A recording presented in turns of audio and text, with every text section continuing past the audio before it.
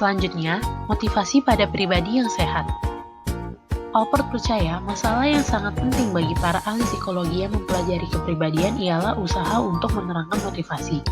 Alport berpendapat, kepribadian yang sehat tidak dibimbing oleh kekuatan-kekuatan tak sadar atau pengalaman masa kanak-kanak. Segi sentral dari kepribadian kita adalah intensi kita yang sadar dan sengaja, yakni harapan, aspirasi, dan impian. Tujuan ini mendorong kepribadian yang matang dan memberi petunjuk yang paling baik untuk memahami tingkah laku sekarang.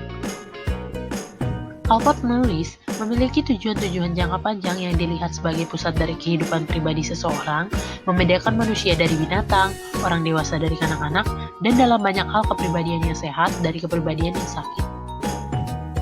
Kodrat intensional atau intentional nature, kepribadian sehat ke arah masa depan ini mempersatukan dan mengintegrasikan seluruh kepribadian. Seseorang yang ditimpa masalah dan konflik, kepribadiannya dalam arti tertentu dapat menjadi utuh dengan mengintegrasikan semua seginya untuk mencapai tujuan-tujuan dan intensi-intensi. Manusia yang sehat memiliki kebutuhan terus-menerus akan variasi, sensasi, dan tantangan baru. Mereka tidak suka hal yang rutin dan lebih mencari pengalaman yang baru. Mereka mengambil resiko, berspekulasi, dan menyelidiki hal-hal baru. Alport percaya bahwa hanya melalui pengalaman dan resiko yang menimbulkan tegangan baru ini manusia dapat bertumbuh. Dalam pandangan Alport, kebahagiaan bukan merupakan suatu tujuan dalam dirinya sendiri. Kepribadian yang sehat tidak perlu menjadi kepribadian yang senang dan bahagia secara jasmani dan rohani. Sesungguhnya Alport percaya bahwa mungkin kehidupan orang yang sehat yaitu suram, penuh dengan rasa sakit dan sedih. Segi lain dari konsep Alport tentang kepribadian yang sehat yaitu tujuan-tujuan yang dicita-citakan oleh orang yang sehat pada hakikatnya tidak dapat dicapai.